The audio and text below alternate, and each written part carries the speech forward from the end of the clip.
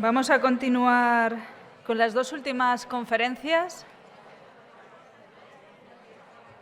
Hasta ahora hemos visto marcos desde el románico hasta el siglo XVIII y ahora abordaremos marcos del siglo XIX y marcos del siglo XX también.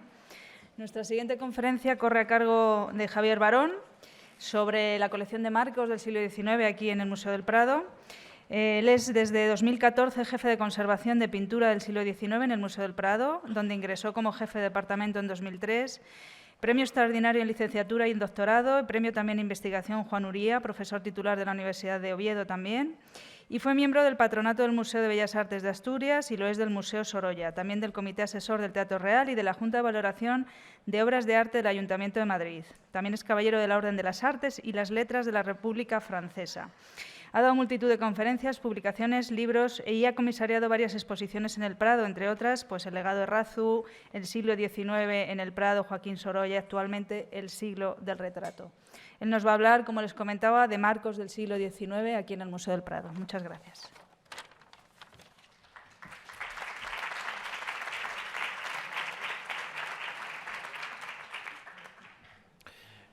Muchas gracias, Gemma, por esta presentación y por la amable invitación para estar aquí en este curso tan interesante y verdaderamente enhorabuena, muy efusiva a ti, a todo el taller de marcos, a los organizadores y en concreto yo voy a hablar de la experiencia compartida con José Luis Díez durante bastantes años cuando se puso el siglo XIX en 2007 en las salas de la ampliación, porque fue a partir de ahí cuando, después de haber estado sin verse las obras del siglo XIX, las pinturas y las esculturas, pero aquí nos atañen las pinturas, durante más de 11 años hicimos un esfuerzo enorme en la restauración de los marcos, en la reposición de los marcos, de los cuales sabíamos cómo eran a través de fotografías antiguas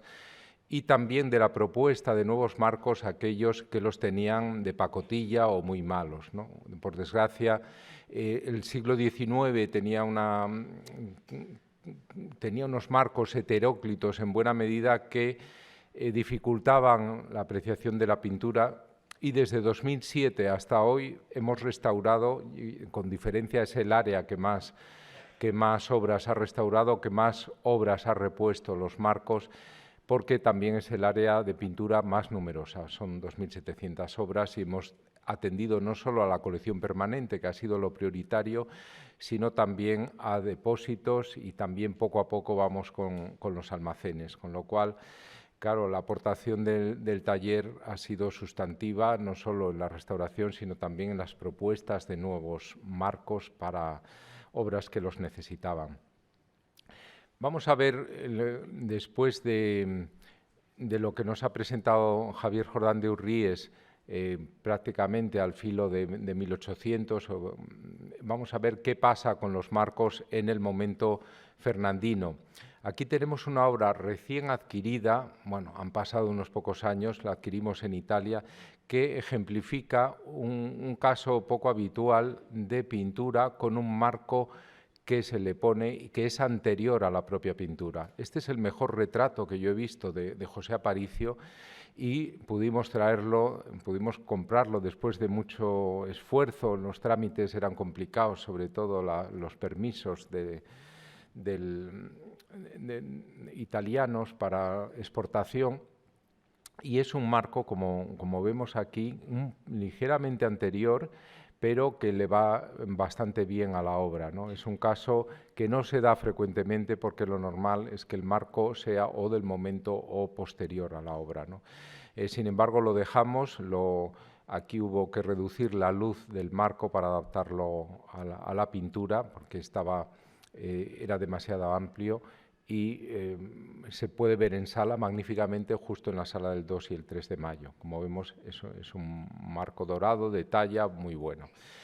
Por el contrario, esta obra que estaba depositada en el Ayuntamiento de Orotava y que recuperamos de su depósito hace apenas 2 años, cuando se reinstalaron las colecciones del 19, después de la pandemia, Era un cuadro que yo siempre quería traer porque es una obra de un pintor muy importante. Pierre Narcisse Guérin está, después de David y de Ingres, es el gran neoclásico francés. Hay 5 obras de él expuestas permanentemente en el Louvre, entre ellas aquella de la cual esta es un estudio preparatorio o un boceto. No tenía sentido que estuviera en un ayuntamiento, y aquí respetamos un marco, como vemos, muy modesto o aparentemente modesto, aunque es un marco dorado. Esto es la trasera, que nos da la idea o que nos cuenta la historia del cuadro. Este es el cuadro del Louvre, que está en sala, en una de las galerías grandes, la cuadrada que está al lado de la grande en realidad. Y este es el marco. Aquí tiene el perfil. Como ven, es un simple bocel de oro con el filo dorado también, pero es, como vemos por la inscripción, claro, el marco con el que se donó al Museo del Prado en 1887, una obra que había dado el propio Guérin a su discípulo Alphonse Perrin en 1829, y que el hijo de este, Félix, regaló al Museo del Prado, y que por fin se puede exponer en Villanueva. Ahí tienen que, evidentemente, un marco así hay que conservarlo, ¿no? Es modesto, pero también es apropiado al carácter de estudio preparatorio y no de cuadro definitivo que tiene. Y esto mismo nos ha hecho respetar una obra muy reciente que no traigo aquí, que es el estudio de Leones de Rosa Bonheur, que tiene un marco parejo, todavía más sencillo que este, también en oro bueno, se ven perfectamente los panes, y tiene ese carácter también de bocel muy discreto, pero que para un estudio resulta verdaderamente pertinente y que por tanto hay que mantener. Aquí tenemos de las alegorías de las distintas horas del día que hizo Juan Antonio Rivera, también José de Madrazo hizo las estaciones, se alternaron en realidad los dos. Tenemos este tipo para el Casino de la Reina, este tipo de marco decorativo que sabíamos cómo era y que se pudo rehacer de este modo. Lo que tenía antes era esto, ¿no? Un marco mucho más inapropiado en este caso, puesto que eran obras de un carácter eminentemente decorativo. En este momento, ya 1819, segunda década, pleno estilo fernandino, cuando se hace el Casino de la Reina, que desgraciadamente se desbarata, y que por suerte pues se han podido recuperar bastantes cuadros y esculturas para la colección. También otro marco muy importante, porque es el que se le hace a la efigie de la reina María Isabel de Braganza como fundadora del Museo del Prado en 1829, por Bernardo López, sobre un modelo de su padre, Vicente López. Es este que tenemos aquí, de talla también, dorado por los Talleres Reales, como vemos con esas ovas de fuerte volumen y de fuerte rehundido también, que dan cuenta de un trabajo evidentemente de los Talleres Reales en ese momento, como también esta obra de la cuarta esposa de Fernando VII, María Cristina de Borbón, una mujer enormemente aficionada a las joyas, y este es una especie de repertorio de joyería, de aderezos de ese momento, y el marco que lo guarnece es también un marco eminentemente decorativo, tallado, magnífico, en una de las mejores obras del pintor, ¿no? Como estamos viendo aquí. Ya es una evolución de modelos anteriores con esas hojas de acanto en la parte de la calle, y con esas pequeñas ovas que también están enormemente marcadas en su volumen. Al mismo tiempo, en estas salas hemos colocado por vez primera, no por vez primera porque estaban en el Tesoro del Delfín, durante un tiempo se presentaron allí en una exposición que se hizo, las miniaturas, y aquí vemos la importancia que tiene el marco en las miniaturas. No vamos a detenernos en esto porque son muchas, como ven, ¿no? Pero en la miniatura el marco cuenta casi tanto como la propia pintura. Entonces hay distintas variaciones que permiten seguir la evolución desde el rococó hasta el clasicismo, neoclasicismo, lo estamos viendo aquí. En el centro está una obra que compramos pues, para inaugurar prácticamente esta colección, ¿no? Es una obra dedicada a Godoy. Y en la otra parte es ya la evolución del momento fernandino avanzado con Luis de la Cruz y Ríos, el marco mayor que está hacia la izquierda, y luego el paso hacia el romanticismo con estas figuras de Sophie Lienard, que es la gran miniaturista de ese momento, y que tenemos dos obras en la colección, en el centro, arriba y abajo son de ella, más el marco más notorio que está a la derecha, que es la copia de Sebastiano Dal Piombo de María Teresa Nicolau Parodi. Con lo cual se está viendo también cómo en esas distintas dimensiones los marcos también tienen un valor enormemente representativo, ¿no? Y como hay distintas soluciones, importan mucho los dorados, como vemos, pero también en un primer momento importan mucho también las incrustaciones de pequeños elementos de joyería. Esta obra la compramos en 2010, fue una compra casi diría que heroica, puesto que no salía en Sotheby's, la vimos con muy poco tiempo y en aquel momento era posible hacer cosas que hoy ya la administración no permite, ¿no? En 10 días, ¿no? Por fortuna, entonces se pudo adquirir, se pudo hacer el informe muy rápidamente y es una obra extraordinaria por muchos motivos, entre ellos el marco, que es el que nos atañe aquí, ¿no? Vino así como biombo. Eso fue una readaptación de alguna de las herederas de Lord Clarendon, que originariamente le dio un uso que no estaba previsto, porque en el inventario que se conserva en la Bodleian Library, el inventario de enmarque que pudimos ver de los bienes de Lord Clarendon, el embajador británico en Madrid, cuando se volvió a su casa en Inglaterra, la casa de campo, también la tenía en Londres, se llevó como díptico, aparecía como díptico y no como biombo. Las ruedas se le pusieron posteriormente para darle un uso doméstico, diríamos, del cual se le despojó evidentemente el Museo del Prado para restituir su carácter de díptico, que es el que actualmente ostenta y que es el que inicialmente tenía. Esta obra es muy interesante porque la encarga Lord Clarendon en el momento en que es embajador entre el 33 y el 38 que se va, y la encarga a Pérez Villamil, que le había hecho bastantes obras, ¿no? Entonces es un conjunto de pinturas a la hoja, hechas al óleo sobre hoja de lata, y como ven, enmarcadas de esta manera tan curiosa que combina elementos de arte propio del estilo neoclásico tardío, diríamos, como espino ebonizado, en estos rectángulos con los filos dorados y los cantos también dorados, pero todo ello embebido en unas hojas, como ven, de arte gótico, de arte ojival, ¿no? Un arte ojival muy medido. Como ven aquí, por ejemplo, los capiteles y las basas tienen este sentido también filtrado por el estilo neoclásico, por esa contención mayor que lo que hubiera sido un gótico pleno. Estamos en plena época del revival gótico en toda Europa, que en Inglaterra en realidad es un survival más que un revival, porque siempre está vivo la referencia al gótico, pero es un caso especialísimo.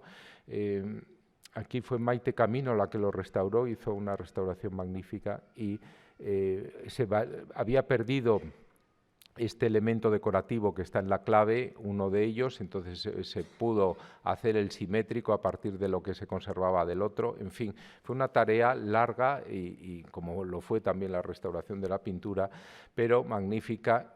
Y lo que les iba a decir es que aquí nos encontramos con algo que es totalmente singular. Incluso en el ámbito británico no hay ejemplos parecidos a este, ¿no? Es una cosa que viéndola con especialistas de marcos británicos no sabíamos muy bien cómo, si se hizo en España, porque la madera es de pino, no de roble como suele ser en Inglaterra, en el norte de Europa, y sin embargo el modelo es claramente nórdico. El modelo, esta recreación de lo gótico obedece a una instrucción propia de un gusto británico más que de un gusto español en esos años 30 tempranos donde esto resultaría impensable. Pero, ¿qué hubieran hecho los británicos? Pues hubieran colocado distintos elementos, pero no con esta especie de regularidad tan marcada, ¿no? Los hubieran colocado normalmente grabados, se empleaba esta técnica para grabados, más que para pinturas al óleo. Por tanto, es una pieza singularísima en todo, también es el primer Villamil y realmente el embajador inglés es un encargo notabilísimo y fue una recuperación de la que estamos enormemente contentos. Por desgracia, no pudimos adquirir, ya habían perdido el resto de las colecciones de Clarendon, que eran los tipos de Madrid, la tauromaquia y las vistas de Madrid, que acabaron después la mayoría en buenas colecciones, y que habían perdido la referencia porque todas ellas formaban parte de un screen, como decía, probablemente un marco grande rectangular donde estaban colocados todos los demás. Pero este, que es neogótico, nos interesa aquí especialmente porque no es un estilo que en los años 30 veamos, no tiene paralelo, pero lo sitúa como una de las piezas relevantísimas a nivel europeo de la historia del marco en Europa en estos años 30. También de Villamil pudimos recuperar por fortuna este marco que era el original, de un cuadro importantísimo, porque fue una de las obras de mayor tamaño que él abordó, donde reúne absolutamente todo, como se ve al fondo el Peñón de Gibraltar, las costas de África, en fin, es una suma del paisaje romántico, pero también entonces el marco era muy cuidado, porque se envió este cuadro, además póstumamente, en 1855, a la primera de las grandes exposiciones universales de París, la de ese año, ¿no? Este marco, aquí lo ven, es ya de otro tipo. Aquí no hay madera tallada, aquí no hay madera ebonizada, sino que es un marco con ese pastillaje hecho con yeso y luego dorado. Eso sí, conforme el gusto por lo pintoresco, como ven, por esa talla, por esos yesos más finos que se van fundiendo con se ve muy bien en el filo, que se van fundiendo en esos roleos con la entrecalle. Con los puntos medios decorados hay un deseo grande de decorativismo, pero no hay ese relieve que hemos visto a través de la talla de la época fernandina. Y este es el marco que tenía, que nosotros habíamos pensado en él cuando quisimos darle un marco. No nos alejamos mucho, no nos arriesgamos a hacer tanto como esos entrantes y salientes que tenía, sobre todo los salientes, pero como ven es un marco que hemos guardado porque nos servirá en algún momento para algún otro cuadro. Es un marco que va muy bien con esos puntos medios del estilo Carlos X, que va perfectamente todavía en los años 30. Y aquí tenemos lo que triunfa en España en el retrato español de mediados del siglo. Este es un marco que se restauró hará unos 20 años y un marco oval, como suelen ser frecuentes estas ventanas ovales para retratos en los años entre finales de los 40 y el 60, lo vemos repetido varias veces, pero ven que es un marco también calado, complicado, siempre que hay que mover esta obra nunca se sabe por dónde cogerla y verdaderamente es una obra que procuramos dejarla quieta en sala, ¿no? Es uno de los mejores retratos y como ven este marco, fíjense todo el detalle que tiene, ¿no? y cómo está tratada. Las albanegas son enormemente delicadas porque apenas tienen grosor y también tienen muy poco grosor. Fíjense también en los colgadores, ven el de la izquierda, que ahora no se usan, pero que están también integrados en ese sistema de calados que tiene el marco, ¿no? Por la trasera ven los colgadores ahí con los hierros y los actuales colgadores. Un marco que se incorporó magnífico muy recientemente con esta donación de la marquesa, del retrato de la marquesa de Espeja, Josefa del Águila Ceballos, una donación de Alicia Koplovich. Es un marco espectacular, de talla, todavía, es uno de los mejores retratos de Federico de Madrazo, y fíjense cómo los calados vuelve a las ovas, el contario, y cómo los calados reflejan también un poco de la técnica de Federico de no recubrir por completo la preparación rojiza y hacerla transparentar en los encajes. Hay un juego con esto, verdaderamente es un marco también de primerísima calidad en los años centrales del siglo. Pasamos rápidamente a la pintura de historia y aquí tenemos un caso del marco actual de Rosales, que se parece, pensamos, más al que originariamente tenía, pero el que tuvo durante unos años es este marco neogótico de hacia 1900, tardío ya, no es el momento de Lord Clarendon, es el momento de un neogótico fuera ya de tiempo. Entonces está ahí pensando. Hubo un debate de si mantener este marco o no. No sé qué es lo mejor. De momento se le da un protagonismo a un marco histórico que verdaderamente ya tiene 120 años, pero al mismo tiempo es un marco que sigue demasiado las modas de un cierto momento. En algún momento habrá que ponerlo otra vez, ¿no? Y habrá que pensar qué se hace. Aquí lo tienen, es un marco evidentemente enormemente interesante y que está a punto para que cuando veamos que puede ser en algún momento rescatarlo. Aquí guardado. Un marco usado no solo aquí en la demencia de Doña Juana, sino también en otro cuadro de Rosales, el de la muerte de Lucrecia, es un marco con la entrecalle plana, tratado dorado sobre ese acabado a la arena, y también, como hemos visto, esa baqueta que viene de modelos anteriores, de finales del siglo XVIII, con las cintas rodeando en espiral y exentas, ¿no?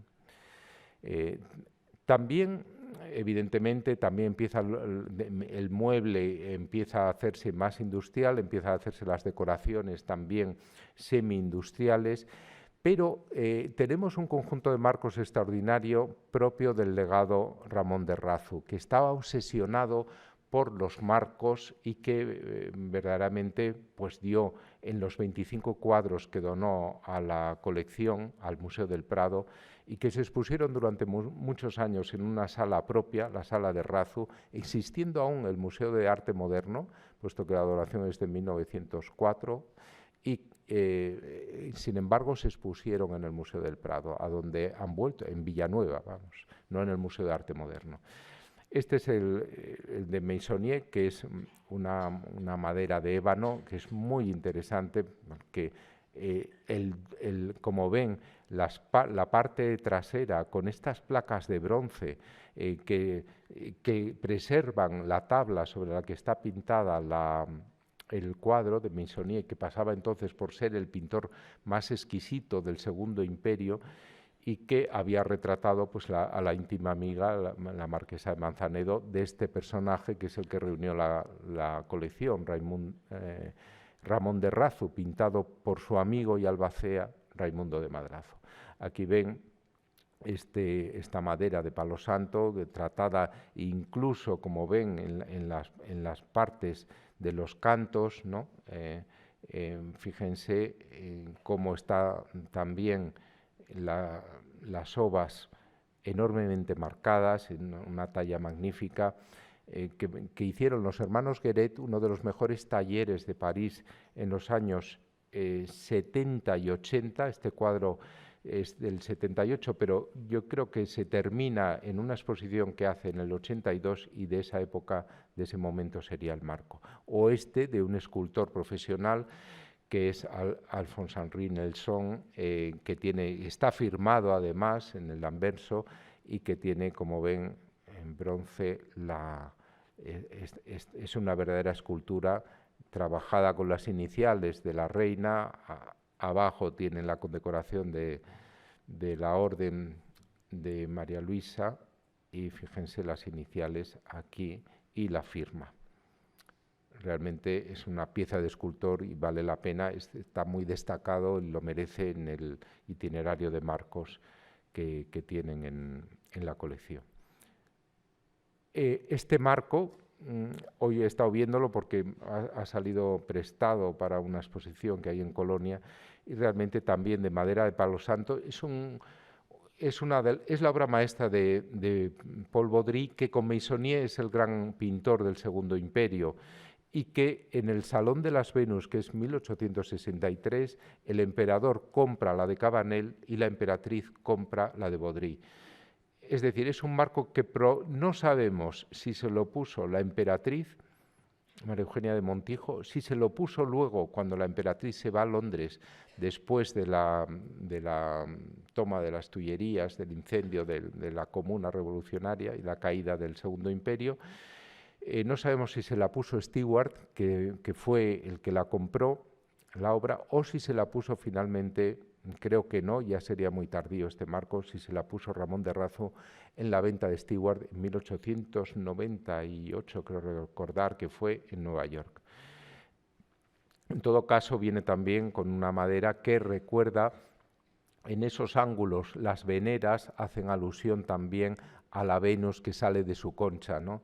Tiene una relación íntima con la pintura y es un marco magnífico. Aquí ven el detalle, en madera también tallada. Fíjense las bolas que además van sobre la pintura y esto provoca unas sombras que no es lo mejor para ver la pintura realmente. Marcos Luis XV, como estos de Martín Rico, también de la misma colección, dorados. Y este es el marco, quizá el más espectacular de todos los de este momento. Sigue el Segundo Imperio, ya es la Tercera República, pero estamos hablando de una clase social enriquecida, hispanoamericana de raíz, que tiene un afán de ostentación enorme en unos momentos en que el retrato de gran mundo además sufre o tiene un enorme auge justo al inventarse el retrato fotográfico, que es la manera de diferenciarse de la gran burguesía. El reverso engatillado, cosa innecesaria y contraproducente, pero que en ese momento se pensaba que daba una perennidad a las obras pintadas sobre tabla. También el Ramón de Razo está pintado sobre tabla, y ahí ven madera de boj, una madera dura, difícil de trabajar, tallada con un esmero extraordinario, con un marco que combina el latón sobre dorado, también interfiriendo, como ven, sobre la propia pintura. Pero hoy decimos interfiriendo, pero no es la palabra adecuada. La palabra adecuada es complementando, enriqueciendo la pintura. Es un cuadro que pesa por el marco una enormidad, además tener la tabla engatillada, y verdaderamente no debe prestarse jamás esta obra. Por contra, este marco estuvimos buscando muchísimos años y apareció finalmente en donde menos esperaba, que no pesa nada, no es talla, es todo yeso, además está tratado con purpurina, pero que le va muy bien a este retrato de María Guerrero, ¿no? Ven el marco antes de la restauración y el marco que tenía, que era, aquí ven la diferencia entre un marco sin más y el marco que originariamente tenía. No hay color, ¿no? Verdaderamente esto nos congratuló mucho haberlo podido encontrar, restaurar y poner, porque es otra cosa, efectivamente. Este es un marco que también le puso el propio Razo al Fortuny. Como ven, un marco también calado al aire, con el contrafilo dorado y el resto en madera. Voy a ir abreviando ya, con otros ejemplos de Razu, como ven. Este es el marco típico Segundo Imperio, con las estrías, con las cintas y las hojas de laurel con bayas, ¿no? Es un marco que nos puede parecer recargado, pero que guarnece muy bien esta fantasía sobre Fausto. Es un marco repetido varias veces también en otros modelos, pero aquí, por los hermanos Guéret, tiene una calidad muchísimo mayor. Y un marco que parece como si protegiera con estas almenas, con esos entrantes y salientes, como ven, estas puntas de diamante, con esa tradición renacentista, como si protegiera la delicadeza del desnudo del niño de Fortuny, ¿no? En este caso es también madera de ébano, y fíjense cómo está tratado con esta protección para que no se pueda desmontar fácilmente. Esto era un techo y aquí tuvimos la suerte de contar con una fotografía que nos permitió restablecerlo, cosa complicadísima, pero que se pudo llevar a buen puerto, un marco que se encargó fuera del museo y que se hizo magníficamente y que da idea del gusto por el lujo que tenía el duque de Riansares, el marido de María Cristina de Borbón, la amante de las joyas, ¿no? Un marcos que hemos puesto para la colección de Carlos de Aes, que habían perdido los que tenían originales y que pues se unificaron en esta madera para el paisaje. Hemos recurrido a marcos en madera, como ven también en Muñoz de Gren. ¿Por qué? Porque el paisaje es el cauce de renovación. El marco dorado era difícilmente sostenible en estos paisajes, como en este caso tan fantástico por la fantasía, no porque sea bueno, por el mundo fantástico, presimbolista casi de Muñoz de Gren, y la sobriedad de la madera le iba muy bien en estos planos decrecientes hacia afuera, ¿no?, que pueden ver. Este es el marco que en un momento inicial pensamos para él, pero finalmente nos decidimos por la madera. Y marcos restablecidos a partir de las fotografías de Laurent de las exposiciones nacionales en este caso, fue primera medalla y tenía esta leyenda: nunca más servirá, señor, que se me pueda morir, del duque de Gandía cuando ve el cadáver de Isabel de Portugal, ¿no? Ahí lo tienen. Es un marco pesadísimo, que alguna vez quedaron las ruedas del carro pinchadas cuando se trasladaba, porque son cientos de kilos lo que lleva, y eso que está cajeado. Y este es el marco que tenía, que como ven es un marco sin más, ¿no? La diferencia es enormemente notable, ¿no? Un marco magnífico, neoislámico, como ven aquí, calado con ese gusto árabe, ¿no?, de una obra recuperada de su depósito, que por suerte mantenía el marco original, de Fabrés y Costa, siguiendo a Fortuny, y otro marco hecho a partir de fotografías en una obra que está en sala, una huelga de obreros en Vizcaya, con la madera roblonada, como ven, tal y como la diseñó el pintor, como sabemos no solo por las fotografías, sino también por sueltos de prensa de ese momento. Es un marco diseñado por el autor, aunque él no lo hubiera realizado, evidentemente, ¿no? Y por tanto hay que respetarlo. Y en este caso también este marco pudimos encontrar el diseño del autor en esta carta, como ven, con el perfil. Sorolla era muy celoso del perfecto marco para cada cuadro, y este es una de sus primeras obras de pintura social en el año 94, y es un marco que evidentemente no tuvimos más que hacerlo conforme a las indicaciones del pintor, ¿no? Lo hicimos así, previamente tenía que no está mal, pero la diferencia es enorme, ¿no? El propio Sorolla proporciona este marco del siglo XVII español para esta obra, que es un homenaje evidentemente a Velázquez o a Martínez Mazo, que entonces se consideraba Velázquez, ¿no? Y otro marco que estamos muy contentos de haber rescatado, a partir de una fotografía que se veía de escorzo, pero que da idea del sentido clasicista que Sorolla otorgaba a estos cuadros de niños en la playa. ¿Qué pasó? Que algún conservador o alguien, no sé si llamarle conservador o quién sería, o probablemente fuera algún director del Museo de Arte Moderno, lo vio, dijo, este cuadro está muy antiguo, es muy anticuado, que pintan aquí las gutae, los triglifos, estos entablamentos, y le puso un marco pues, que no tenía ningún carácter, ¿no? Entonces, nosotros, por el contrario, pensamos que Sorolla lo hace de una manera enormemente consciente. ¿Por qué? Porque él quiere buscar un Mediterráneo universal y por eso utiliza este marco, que no lo hace una vez. Si van al Museo de Sorolla lo ven, y si van al Metropolitan, un cuadro también de chicos en el agua tiene este tipo de marco. El baño del caballo también, en fin. A veces son pilastras jónicas, a veces son dóricas, pero en todo caso forma parte de un pensamiento suyo, ¿no? Y por tanto hay que respetarlo, con lo cual estamos muy contentos de haberlo podido. También hicimos este marco sin saber que iba a aparecer la fotografía que finalmente nos permitió. Y termino ya con este marco de Gá, que utiliza a veces Sorolla y que utiliza Beruete, y que pudimos encargar porque era como el propio Beruete era uno de los marcos. Él tenía 3 o 4 predilectos y era el marco con el que se presentó, y de esto hay fotografías también en la exposición póstuma que se hizo justamente en el estudio de Sorolla, lo que hoy es Casa Museo Sorolla, ¿no? Y entonces hay fotografías de los cientos de cuadros allí expuestos, y este tipo de marco, difícil de hacer, difícil de encargar, pero que pudimos resolver muy bien gracias a los magníficos artesanos con los que contamos, ¿no? Y con esto entonces termino ya la presentación. Muchas gracias.